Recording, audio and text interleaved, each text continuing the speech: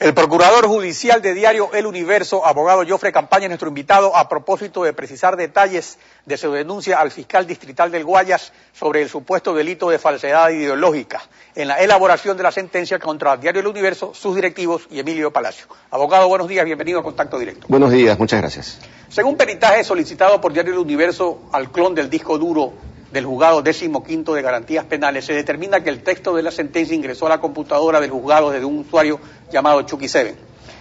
Empecemos viendo lo que el presidente Rafael Correa comentó el martes pasado en Guayaquil sobre este hallazgo. ¿Cómo es el usuario? ¿Cómo se llama? Chucky 7. Chucky 7, ya que Chucky 7 es un programa de Windows. Hay gente que le encanta hacer el ridículo. Mira, en todo caso, no sé si ustedes conocen que Jofre Campaña es el abogado de Fabricio Correa y el que defiende que los contratos de Fabricio Correa, que todos sabemos que fueron ilegales y fueron terminados unilateralmente, defiende que son legales y están demandando al Estado por sumas multimillonarias, ¿no? Entonces, frente a una persona que afirma cualquier cosa por unos cuantos dólares, bueno, este es un caso más. ¿Cómo se llamaba el usuario? Chucky 7. Resulta que es un programa de Windows. ¿Cómo operan estos programas pirata de Windows? Bueno, no es un programa pirata para arrancar, es un sistema operativo pirata a través del cual se pueden crear archivos. Esos archivos, como es un sistema pirata, deja como nombre de usuario la expresión Chucky 7.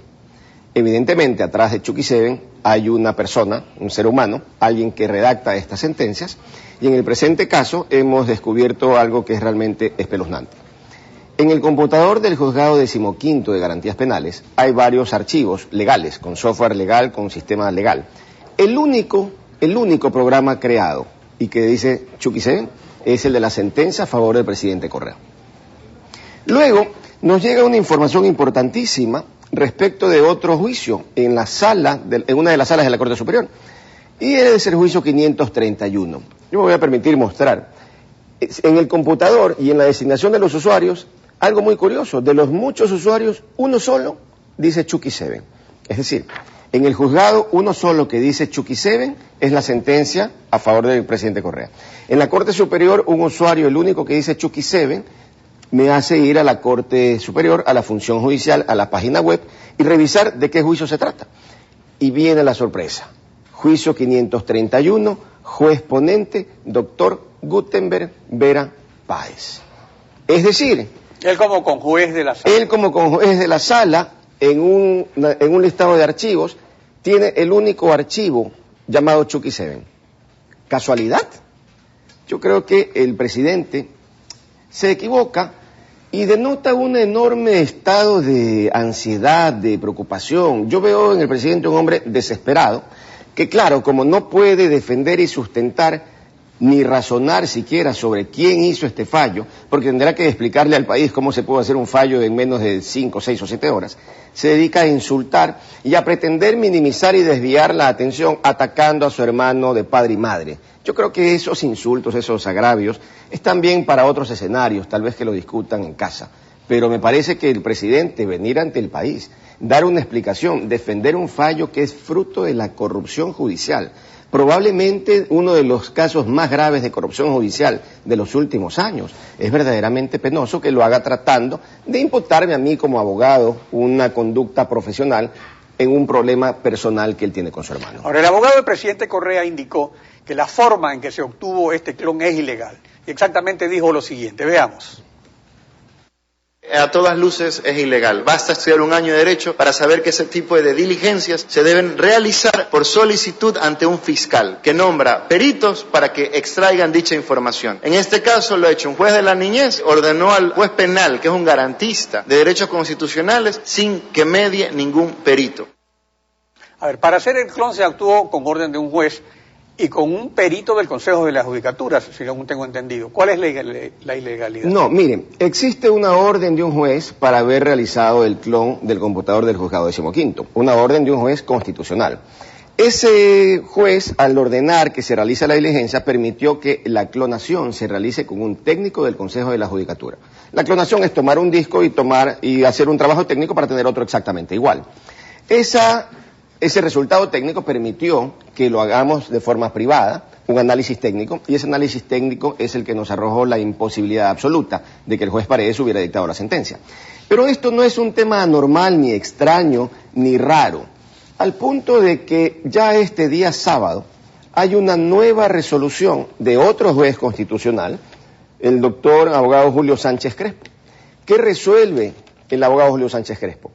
Autoriza que se realice la clonación de todos los computadores de la Corte Superior de las Salas Penales.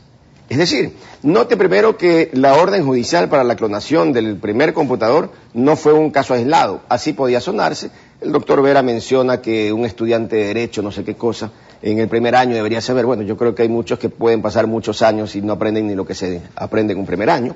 Pero sin perjuicio de eso, esto es gravísimo, porque un nuevo juez constitucional, ante la enorme evidencia que existe, ordenó una nueva clonación. De hecho, al salir de este programa... Pero esta nueva clonación se va a determinar si ha Chucky Seven estado presente en otros casos. Claro, es que de hecho, como le mostraba hace un minuto, en la Corte Superior ya sabemos que en un juicio al menos existe. Hoy día vamos a tratar de encontrar los otros eventuales archivos que en las múltiples llamadas que yo he recibido me han dicho que existen, y que también se me ha anticipado que existe incluso ya un disco duro clonado en alguna parte. Es un tema que habrá que investigar. Ahora, pero lo cierto es que el abogado del presidente impugna la legalidad del procedimiento, pero no niega el hecho de la existencia de este usuario externo del juzgado que introdujo en la computadora el texto de la sentencia. Cerca de la medianoche del día de la audiencia, que es la hora en que empezó el juez a trabajar en la sentencia. Entonces, ¿qué es lo que concretamente tiene que investigar y comprobar el fiscal Gagliardo sobre su denuncia?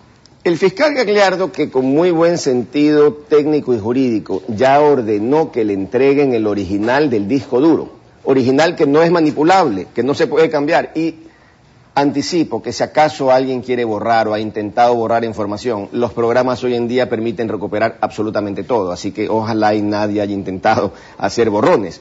El fiscal Gagliardo, al ordenar que le entreguen ese disco duro y al ya pedir una nómina de peritos, ¿qué es lo que va a comprobar? Va a comprobar, número uno, que el archivo no fue realizado en el computador del juez Paredes. Número dos, que el archivo con la sentencia a favor del presidente Correa ingresó a las 11 de la noche con 9 minutos. Número tres, que a las 11 de la noche con 13 minutos, esto es 4 minutos después, ya la sentencia estaba lista en ese computador. Entonces se demuestra fehacientemente que hay una sentencia que es fruto de la simulación, que es fruto de la corrupción. De allí que es fundamental, en lugar de que el presidente de la República ataque a su hermano, que esa es una discusión distinta, en lugar que el doctor Vera cuestione la legalidad o no, lo que ellos tienen que hacer es entregarle al país y al fiscal el pendrive original.